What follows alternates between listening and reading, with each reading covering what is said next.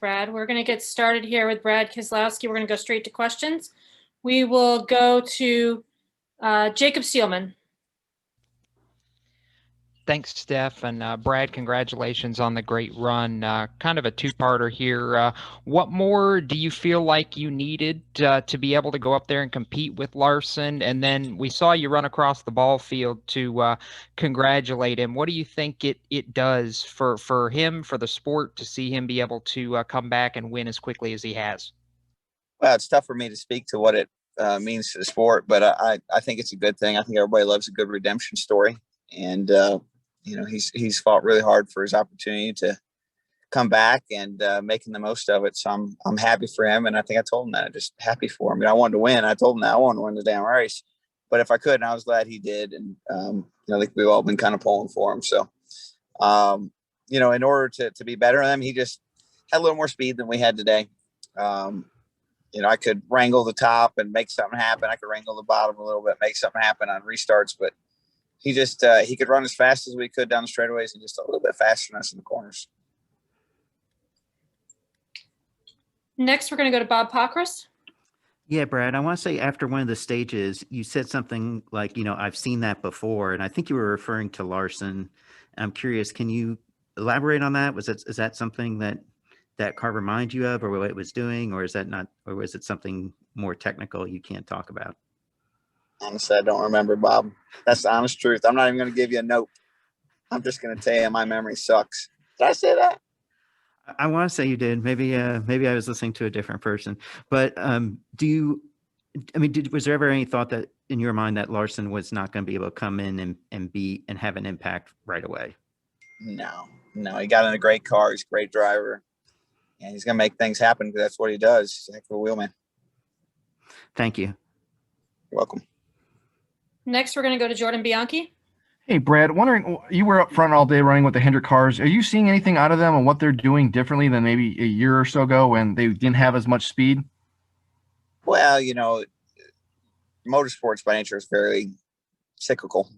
I think there's no secret that the Chevys have had a number of down years. And, with that comes adjustments.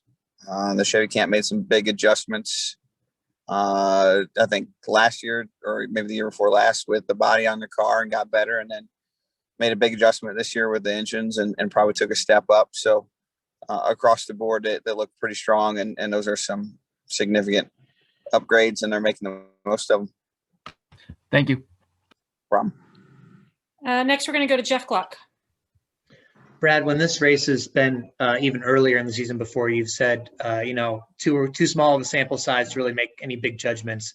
Now that this is the fourth race, is it fair to start wondering if teams that aren't performing up to sort of like the Hendrick, Gibbs, Penske level are in trouble? I mean, the 4 team, for instance, wasn't even on the lead lap today.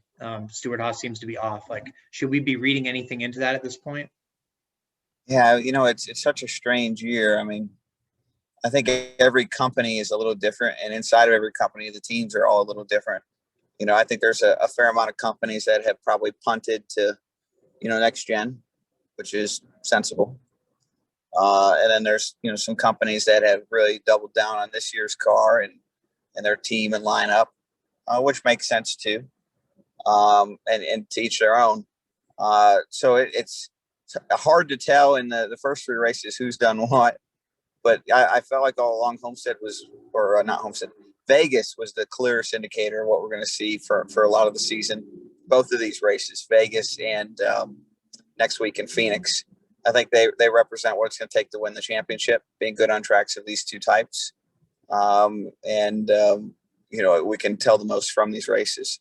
As far as teams that might be ahead or behind others, it's still pretty early, but certainly cause for concern if you weren't towards the front today.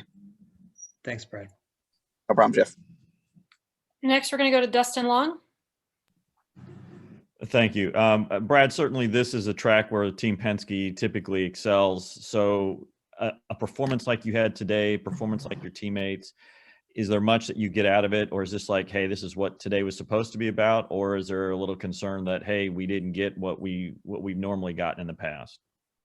Yeah, I think there is certainly an expectation when we come to Vegas that we'll run really well. And, I try not to take anything for granted there.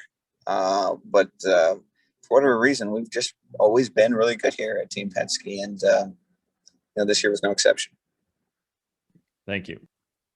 No problem. Next, we'll go to Kelly Crandall. Thanks, Steph. Hey, Brad, I have two for you. It's kind of funny to hear you use the term strange year just 4 races into the season. Is that because it's 4 different winners? I mean, has that really kind of changed the dynamic, or is it, like you said, seeing the teams that are up there and that are not up there? Can you just sort of elaborate on that? Yeah, I think there's definitely, we've seen over the last 4 weeks, different teams in different places than I think preseason predictions would have said. So still early. Got a lot of running left to do, but very interesting and a provocative year.